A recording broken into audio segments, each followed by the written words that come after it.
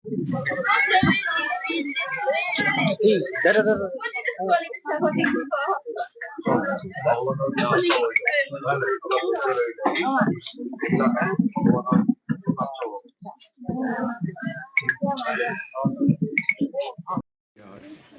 কেম্পটো হ'লে আৰু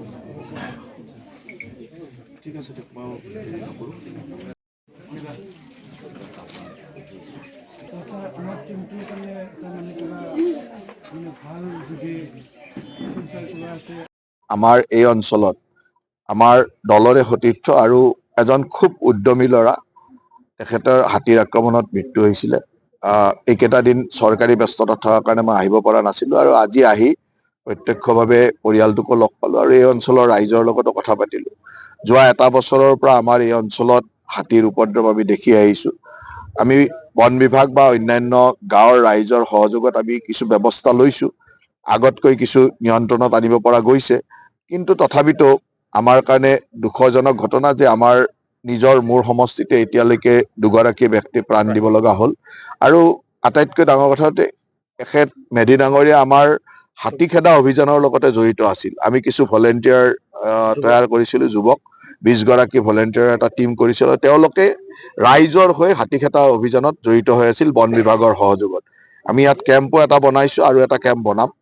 গতিকে নিজৰ জীৱনটো ৰাইজৰ সুৰক্ষাৰ কাৰণে কাম কৰি থাকোঁতে দিব লগা হয়তো আমাৰ কাৰণে সকলোৰে কাৰণে দুখজনক ঘটনা, আৰু আমি পৰিয়ালটোক সমবেদনা জনোৱাৰ লগতে আমি কেনেকে সহায় কৰিব পাৰোঁ, ইতিমধ্যে আমাৰ বন বিভাগৰ পৰা এককালীন সাহায্য হিচাপে 4 লাখ টকাৰ এটা সাহায্য পৰিয়াললৈকে আমি দিছোঁ।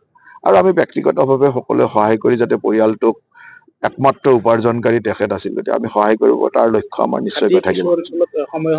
এতিয়া এই অঞ্চলটোত আগতে কেতিয়াও হাতী নাহিছিল, কিন্তু বিগত 1 বছৰৰ পৰা বিভিন্ন সময়ত হাতী ইয়ালৈ আহি আছে। আৰু আমিও যিহেতু হাতীৰ অভিজ্ঞতা নাছিল, হাতীৰ লগত মানুহৰ সহবাস কৰাৰ অভিজ্ঞতাও নাই, সেইকাৰণে আমাৰ ইয়াত অলপমান ক্ষয় ক্ষতিও বেছি হৈছে।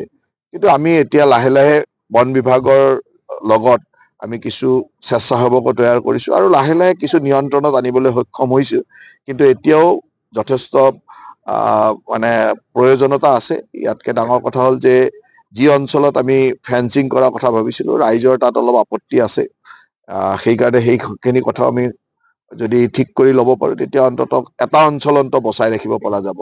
চেষ্টা চলাই আছোঁ, চাওঁ ৰাইজৰ সহমতত কামখিনি কৰিব লাগিব। যিটো আজি এটা কেইদিনমান আগতে যিটো শোকাবহ ঘটনা ঘটি গ'ল, আমাৰ এই দলীয় সতীৰ্থ আছিল, হাতীৰ আক্ৰমণত তেওঁ শোকাবহ হৈ মৃত্যুবৰণ কৰিছে। গতিকে আমি গভীৰ শোক প্ৰদান কৰিছোঁ। আমি মন্ত্ৰী মহোদয়ক অৱগত কৰাইছিলোঁ। তেখেতেও আমাক আশ্বাস দিছিল, টেলিফোন বাৰ্তাৰ যোগে কৈছিল যে মই এদিন এই পৰিয়ালটোত গৈ পৰিয়ালটোৰ খা খবৰ ল'ম। সেইমতে মন্ত্ৰী মহোদয় আজি আহি উপস্থিত হ'ল আৰু কিছু আৰ্থিকভাৱে মানে সাহায্য প্ৰদান কৰিছে। এই জগতে মন্ত্ৰী মহোদয়ক ধন্যবাদ জ্ঞাপন কৰিছোঁ। আৰু এই চৰকাৰৰ দিনত যিসকল পৰিয়াললৈ এনেকুৱা দুৰ্যোগ আহে, লগে লগে সংস্থাপন দিয়াৰ কাৰণেও কিছু চিন্তা চৰ্চা কৰে। আগৰ হয়তো পোৱা নাছিল, এতিয়া এওঁলোকৰ দুদিন পিছতে ডাইৰেক্ট DDPৰ জৰিয়তে ডাইৰেক্ট পইচাটো সোমাই দিছে, 4 লাখ টকা সাহায্য দিছে। আৰু আজিও মন্ত্ৰী মহোদয়ে কিছু আৰ্থিক সহায় দিলে, তাৰ কাৰণে মন্ত্ৰী মহোদয়ক ধন্যবাদ জ্ঞাপন কৰিছোঁ। আৰু আশা কৰোঁ অনাগত দিনত যাতে এনেকুৱা ঘটনা কাৰো ক্ষেত্ৰত নহয়, তাৰ কাৰণে আশা কৰিছোঁ। আৰু স্থানীয় ৰাইজেও মানে সজাগতা অৱলম্বন কৰিব লাগে, যাতে হাতীৰ আক্ৰমণত আমাৰ যাতে কোনো ব্যক্তিৰ এনেকুৱা ঘটনা নহয়, তাৰ বাবে ধন্যবাদ জ্ঞাপন সকলোৰে আশা ৰাখিছোঁ, সজাগ কৰিবলৈ আশা ৰাখিছোঁ।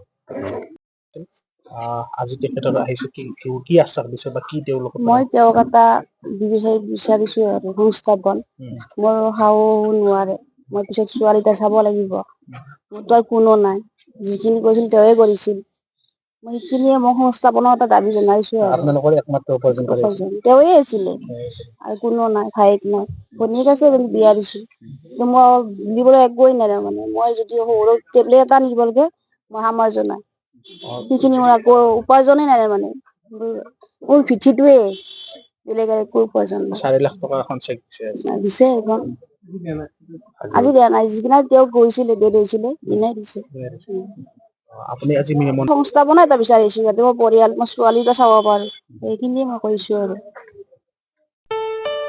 ঘৰত আনন্দ আৰু সম্পৰ্কৰ চমক বজাই ৰাখিবলৈ জৰুৰী হৈছে সকলো আনন্দময় মুহূৰ্তত মৰমৰ উপহাৰ দিয়াটো।